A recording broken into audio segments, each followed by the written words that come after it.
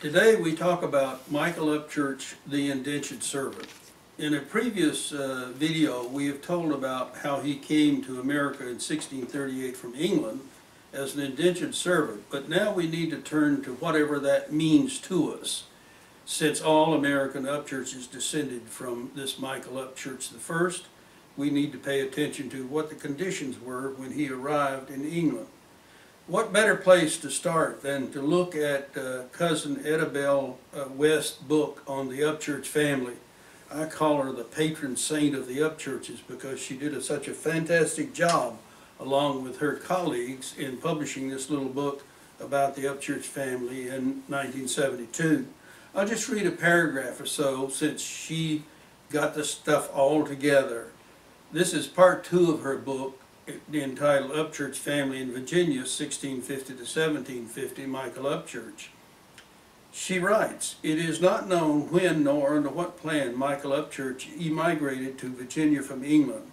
He was listed in Nell Nugent's Cavaliers and Pioneers, Abstracts of Virginia Patents and Land Grants, 1623 to 1666, by 2 different persons as a headwright when they were granted land in 1654. His name appeared on the list of Valentine Patton when Patton was granted 1,000 acres in 1654 in Westmoreland County, Virginia." Now, the story is that he is listed twice then as a headwright. Now, what they meant by headwright is that every person who arranged for a person to come to this country was granted 50 acres of land. Now, in this case, apparently there was a little skullduggery going on because he got claimed twice. So skullduggery was alive and well way back then. However, the places that are mentioned here, like Westmoreland County, are not necessarily places where Michael Upchurch ever lived. These headwrights were traded like script, and a person could buy 10 headwrights and establish 500 acres of land by simply purchasing those rights from someone else.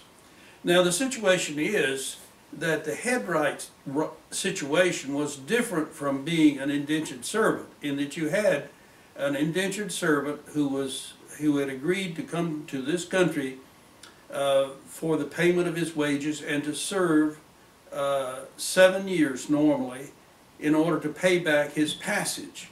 So there were 2 components to the transportation of the individual. One was the headwright, which was broken off and sold like script, and the other was the indentured himself, who body and soul came and had to serve his 7 years.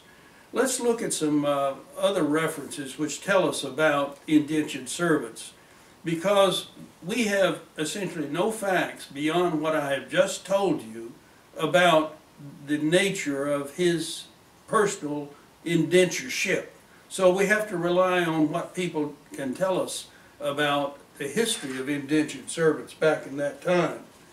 And here's an article I have in my files in the Indentured Servants, written in 1988 in the Orlando Centennial in Florida. It says, "Did ancestors arrive in bondage?" Now, the reason I turn to a little article like this is to remind everyone that whatever we say about the Upchurch family, the real stuff is found in the Upchurch collection at North Carolina State University.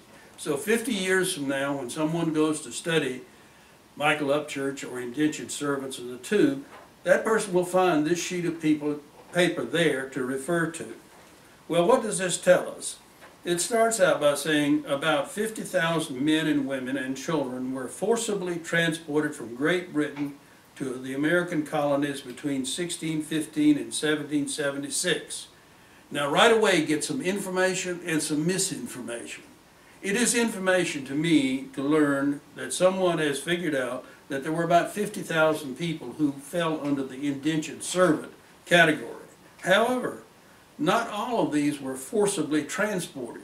It is true that a component of those who came under this category of indentured servants were forcibly transported, either because they took them out of the jails and said, we don't want to feed you in England anymore, we're going to ship you to the colonies and they can take care of you over there, and if you serve your 7 years you'll be free. So they were forcibly transported to America, and others were forcibly transported to Australia. This article goes on to say that the servitude lasted from 5 to 14 years.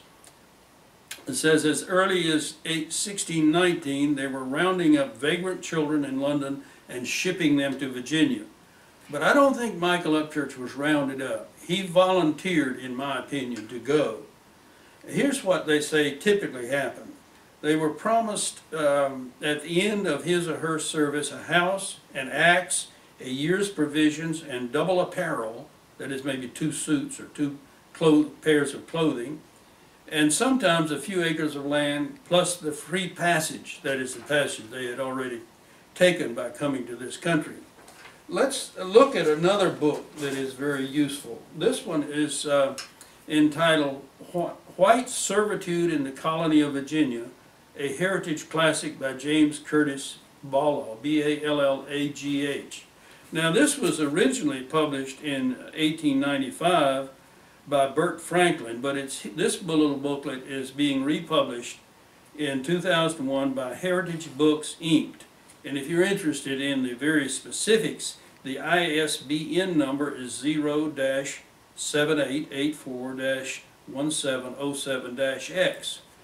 I've studied this little book about the white servitude, and one of the things you learn from this is the indentured servant, or the white servitude, was more or less an interim procedure. It started out in the early 1600s, and over in the 1700s the preferred mechanisms of having labor was to acquire slaves.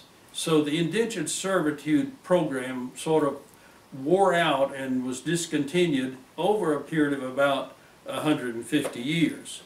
But in this little book we have several little stories. One is that the contract that a master had over one of these servants, who was an indentured servant, could be sold and traded. So if he said, gee, I need some money, this servant has 5 more years left on his duty he has to perform, I'll sell it to Mr. Jones across the creek, who needs somebody to help him for the next 5 years, and I'll get the money.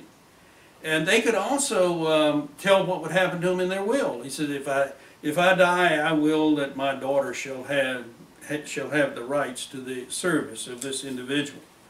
So we gradually learned something about the general nature of the indentured servitude.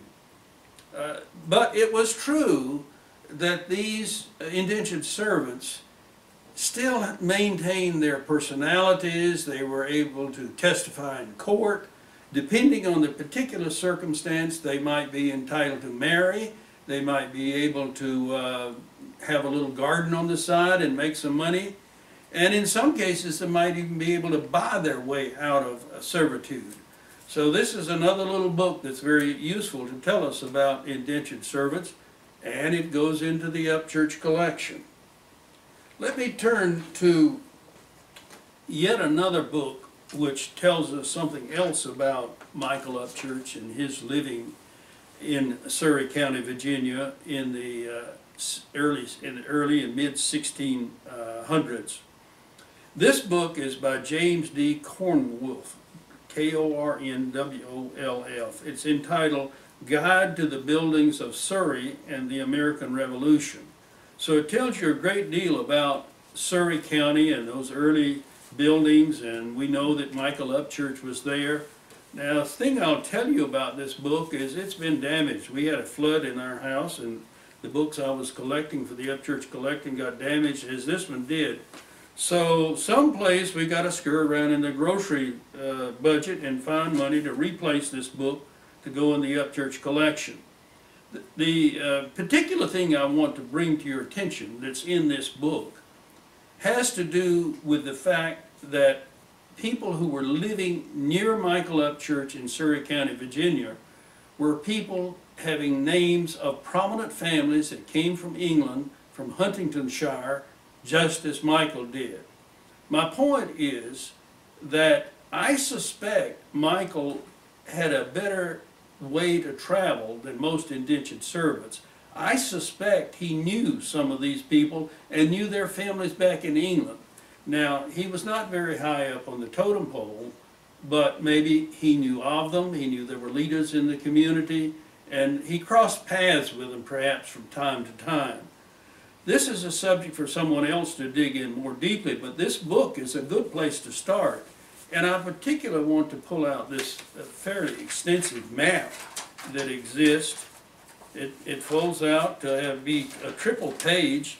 And this, let me read you what this map is all about. It says, map approximations of patents and grants and transactions of land in Surrey County, Virginia before 1652. Now, isn't that amazing? Here we have this map about these transactions at about the time Michael Upchurch was living there. And if we turn over to the part of this map which has to do with Surrey County, we see notes here about places where he lived. Here's Bacon's Castle, and we know that was part of Michael's history. Here's another one, Lower Lawns Creek Church. That's a church that Michael was associated with. Now, if you look at the names of the landowners here, we don't see Michael Upchurch as a landowner, although he eventually did own some land. But the important thing about this is that we see other people. For example, here's not too far away is Roger Delkey. Now, when Michael was involved in the little tax rebellion, Roger Delkey came on board and gave testimony. So there was Michael and Roger Delkey closely associated, and we know the Delkeys came from England. Of course, we all know we made a big mistake when we jumped to the prospect that the wife of Michael was Delkey, which is not true. But Michael was closely associated with the Delkeys. But there are other names on this list and other documents that pertain to this.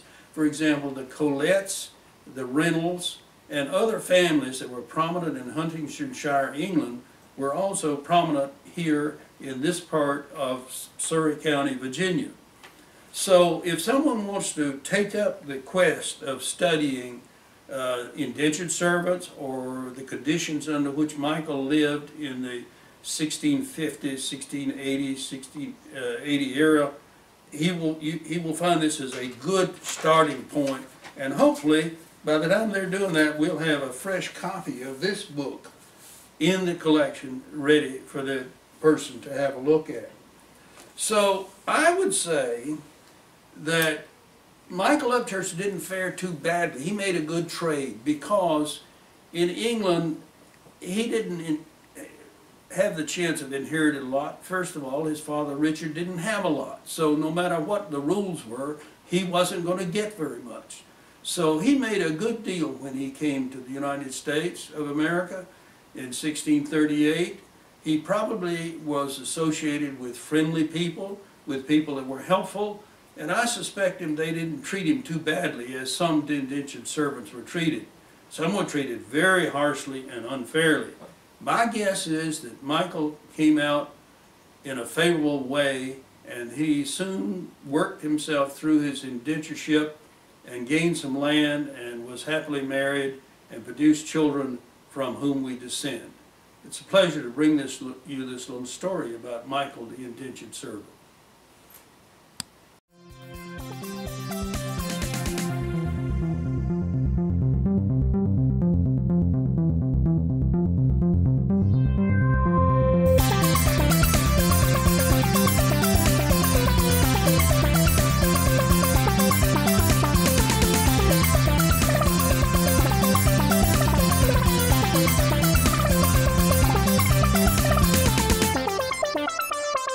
Bye.